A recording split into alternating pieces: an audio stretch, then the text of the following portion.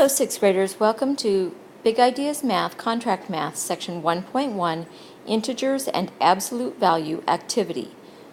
Please pause while you write Section 1.1, Activity, in your math notebook.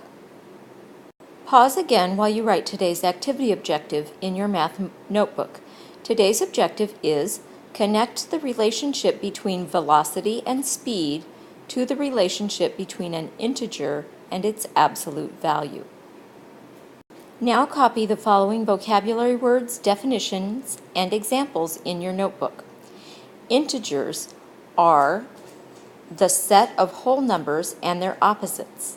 Absolute value is the distance between a number and 0 on a number line. The absolute value of a number A is written as absolute value of A. Those tall bars are the absolute value sign. Be sure you copy everything exactly as it appears on the screen. We'll be beginning today's activity on page 3 in your record and practice journal. So be sure you have that open because you will need to be writing in that. So activity 1.1 is integers and absolute value. The essential question says, how can you use integers to represent the velocity and speed of an object? And it says on these 3 pages, you will investigate vertical motion, up or down. Speed tells how fast an object is moving, but it does not tell the direction. So that's an important distinction to make. So speed is how fast an object is moving, but it does not tell the direction. Velocity tells how fast an object is moving also, but it also tells the direction. So when velocity is positive, an object is moving up. When velocity is negative, the object is moving down. We're going to keep right on moving to activity 1, which is a falling parachute. It says work with a partner. Your partner is me for this activity. You are gliding to the ground wearing a parachute. The table shows your height above the ground at different times. So here's our time in the first row, and here's our height in feet in the second row. So when 0 seconds have passed, we are at a height of 90 feet. When 1 second has passed, we're at a height of 75 feet. And when 2 seconds have passed, we're at a height of 60 feet. And when 3 seconds have passed, we're at a height of 40 feet. So you'll notice that as time passes, we are at a lower and lower height because our parachute is falling. So it says describe the pattern in the table. How many feet do you move each second? After how many seconds will you land on the ground? So we already know that our height is decreasing.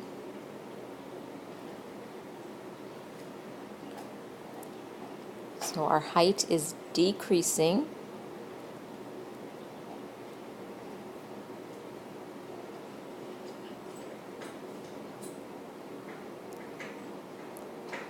And now we need to figure out by how much.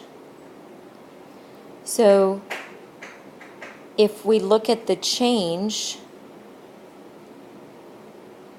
between each number, we can see that from 90 to 75, we take 90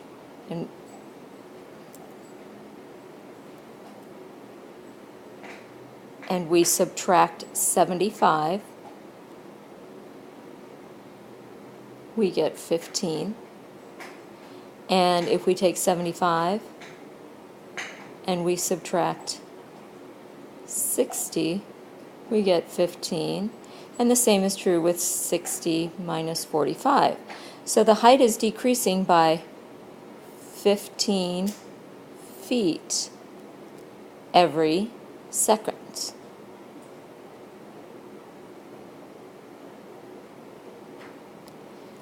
So we are moving 15 feet every second, and we know that it is decreasing. So that answered the first question.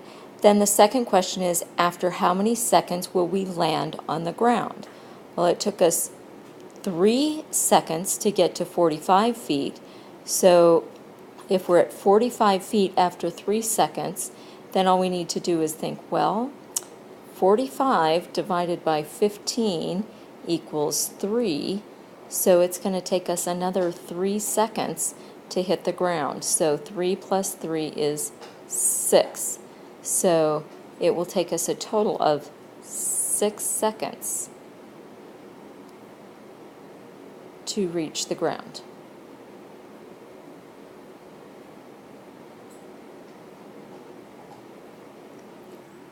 Now let's look at letter B. It says what integer represents your speed and give the units.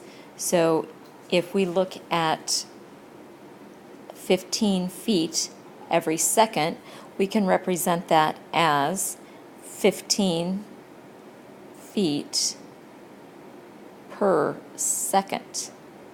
And that's a speed, just like 60 miles per hour or 65 miles per hour or 5 miles per hour is a speed, so that might be something you're more used to. But 15 feet per second is also a speed because it tells a distance in a specific amount of time. So it says give the units, so the units are feet and seconds.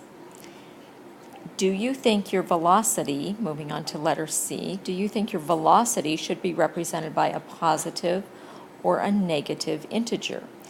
So since our height is decreasing, and if we looked back at our definition of velocity, it tells us that anytime our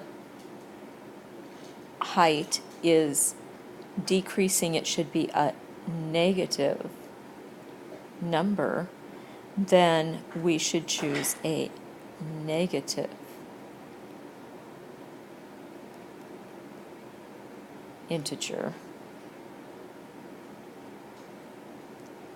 because our height is decreasing.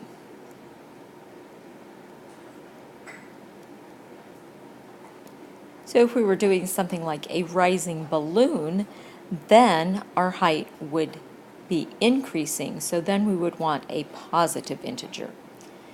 What integer represents our velocity? So we take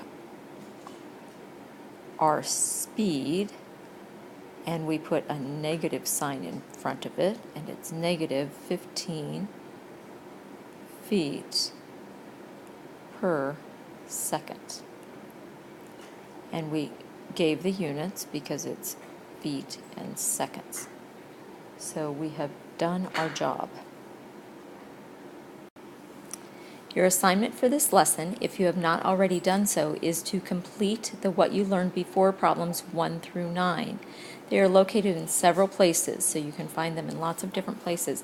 They are on page 1 of your textbook, which you can find in hardcover, of course. You can also find that online, or I have taken a screenshot of it and put it on the next slide for you. You do need to show your work in your notebook and enter your answers in Big Ideas Math, and be sure you press the submit button so that I will get those answers. Please be prepared to share during our next class.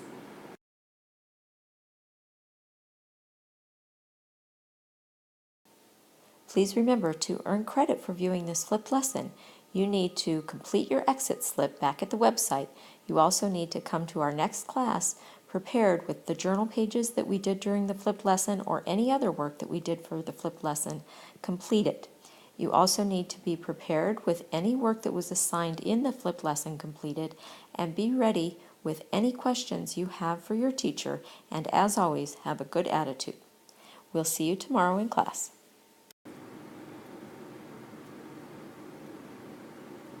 Remember, to earn credit for viewing this flipped lesson, you must complete your exit slip, You must come to our next class prepared with your journal pages or any other work that we did during the flipped lesson completed, and you need to be prepared with any work that was assigned during the flipped lesson completed.